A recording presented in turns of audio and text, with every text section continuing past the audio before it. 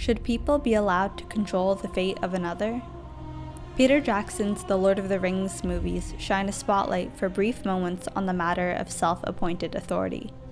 By this, I'm referring to the concept of giving yourself control without the agreement of others.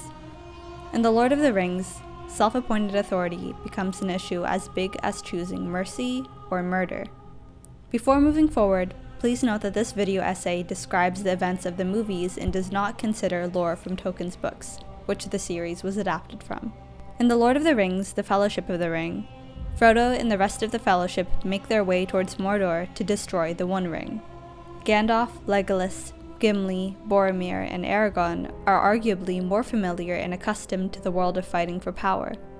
But Frodo lived his entire life peacefully in the Pleasant Shire, where hobbits roam, dancing and singing with glee.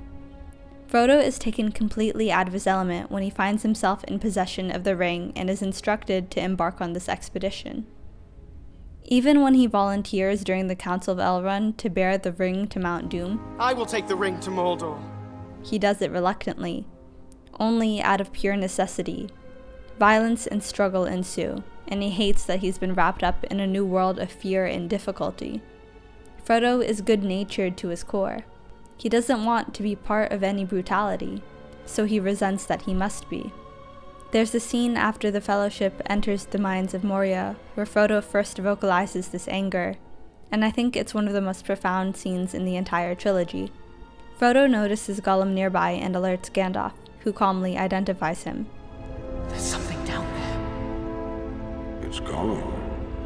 Frodo angrily exposes his feelings about Gollum. Pity Bilbo didn't kill him when he had the chance.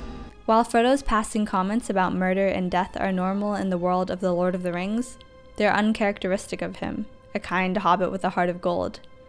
Gandalf's meaningful response to Frodo serves as a blunt check to Frodo's morals. Many that live deserve death, and some that die deserve life. Can you give it to them, Frodo? Do not be too eager to deal out death and judgment. There's a bit of shame instilled into Frodo for his comments, despite them being completely understandable given his horrific circumstances. What can drive an innocent and pure creature like Frodo to say such a violent thing? Fear. Frodo wishes Gollum to be dead because of the safety he seeks to feel. Gollum is one of the many factors which threaten that.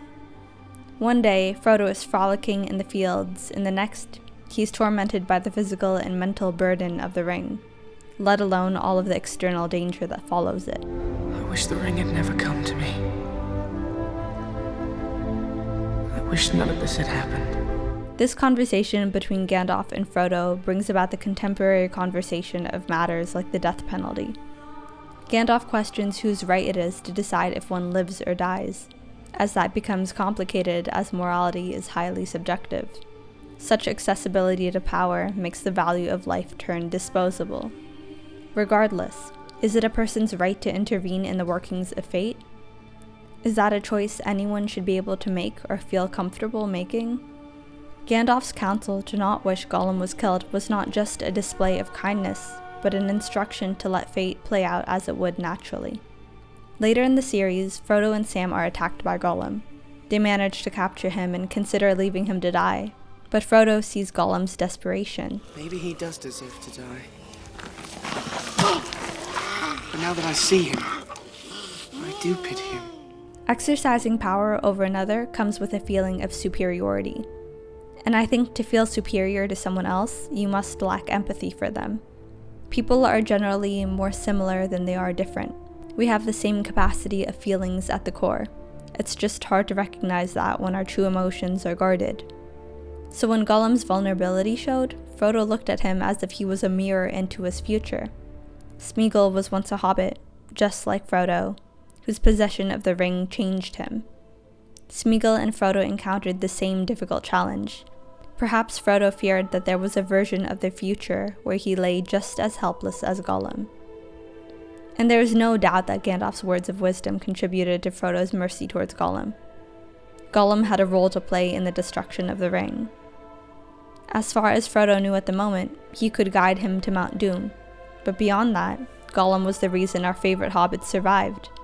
The power of the ring was too strong in Mount Doom for even the morally strongest of beings to willingly throw it in. The ring is mine. Gollum thus bore the burden of death that came with the ring's destruction. The destruction of the ring had to be accompanied by the tragic fall of its bearer, and if Frodo hadn't shown mercy to Gollum, he wouldn't have made it to Mount Doom, let alone made it out of the series alive. So, what does The Lord of the Rings ultimately teach its audience? It is not one's right to decide the fate of another. We must cast aside the rage and resentment which cloud our judgment and look for the humanity within others. Things will play out as they should. And whether you call it karma or destiny, everything happens for a reason.